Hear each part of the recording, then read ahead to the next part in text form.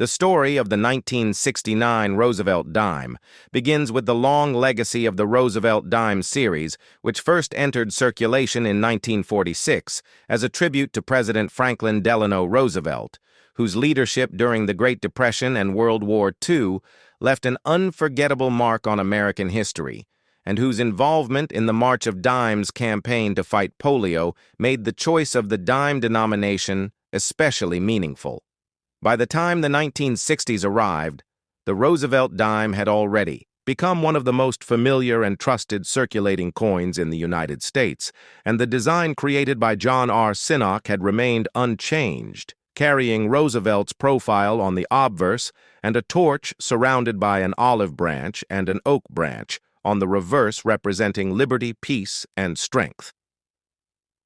The year 1969 was an important chapter in U.S. coinage, because the decade had already brought major changes, including the 1965 removal of silver from dimes and quarters, which permanently changed the composition of the Roosevelt dime from 90% silver to a clad mix of copper and nickel. The 1969 dime therefore belongs to the early years of the new era of clad coinage, when the U.S. Mint was still adjusting to large production demands and new metallic standards. These early clad years are closely studied by collectors because small variations in quality mint mark placement and strike clarity can sometimes add interest and value. In 1969, the U.S. Mint produced Roosevelt dimes. At the Philadelphia Mint, the Denver Mint, and the San Francisco Mint. Philadelphia coins had no mint mark. Denver coins carried a clear D mint mark, and San Francisco coins included the S mint mark, though San Francisco focused mainly on proof coinage rather than general circulation. The total mintage numbers for 1969 were high, reflecting the growing consumer economy of the late 1960s and the heavy nationwide use of dimes in vending machines, payphones, parking meters, and everyday transactions. Philadelphia struck the largest quantity, followed by Denver, while San Francisco produced a smaller number of proof coins specifically made for collectors. The physical characteristics of the 1969 dime followed the post-1965 clad formula consisting of an outer layer of copper nickel bonded to a pure copper core, giving the coin its silver-colored surface, but without any actual silver content. The weight remained at 2.27 grams, with a diameter of 17.9 millimeters and a reeded edge. Even though silver was no longer present, the design details continued to reflect the ideals of President Roosevelt's leadership, with the portrait rendered in Sinnock's traditional style, showing Roosevelt facing left with strong facial features that symbolized determination and resilience during one of the most challenging eras in American history.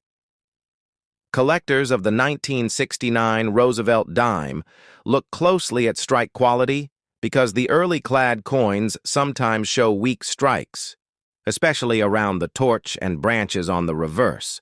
Coins from Denver often exhibit stronger strikes on average, while Philadelphia strikes from the same year can show minor softness in details, though well-preserved high-grade examples from either mint are appreciated by enthusiasts. For proof coins from San Francisco, the frosted cameo effect is particularly sought after, especially when the contrast between the mirrored fields and frosted devices is sharp and visually appealing. In terms of errors and varieties, the 1969 Roosevelt dime is known for a few collector interest pieces. Occasional off-center strikes, clipped planchets, die cracks, and broad strikes have been found, which are typical of the minting process during the high-volume production years of the late 1960s. One of the most intriguing aspects for collectors is searching for sharply struck full bands on the reverse torch, which indicates a high-quality strike, though the full bands designation is more commonly associated with mercury dimes. The concept still appeals to enthusiasts who enjoy comparing strike details on later dime series. Circulation patterns of the 1969 dime reflected the economic energy of the United States at the end of the decade when inflation was beginning to rise and coin demand was constantly growing. The introduction of clad coinage had already solved the severe circulating coin shortage earlier in the decade, and by 1969, the mint was running efficiently with modernized equipment capable of producing billions of coins yearly. As a result, the 1969 dime became a common coin in daily commerce, and most Americans who lived through the era would have handled many of these coins without giving a second thought to their eventual historical significance.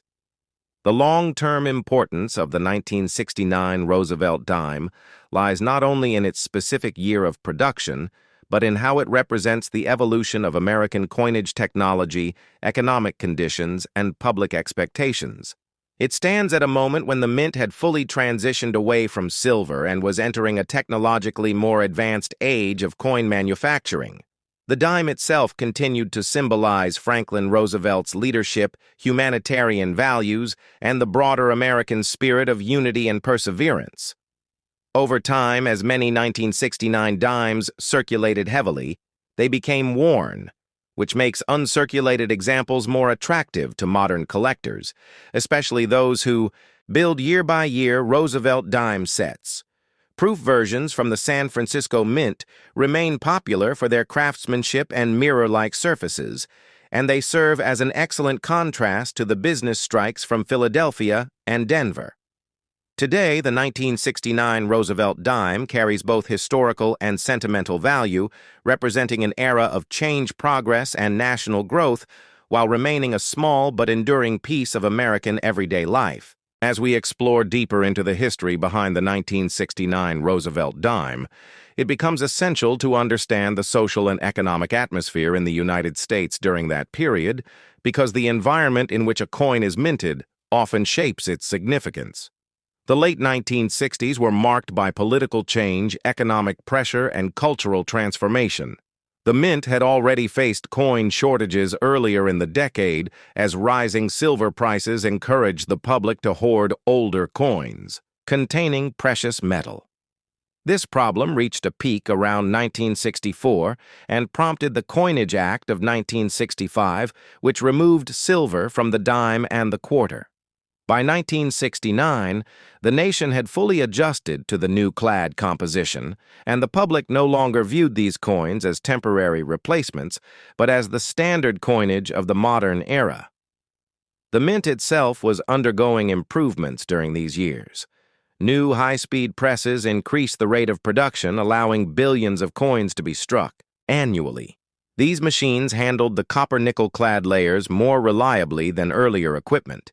As a result, even though minor striking issues still appeared, the overall consistency of 1969 dimes was far better than the transitional years of 1965 through 1967, when the mint suspended mint marks and faced heavy pressure to supply circulating coins. By 1969, mint marks had returned, and Denver once again stamped its D on the coins it produced, while Philadelphia coins continued without a mint mark, because the mint assumed that Philadelphia's output was recognizable by default. The Roosevelt dime design itself had already served the American public for more than 2 decades.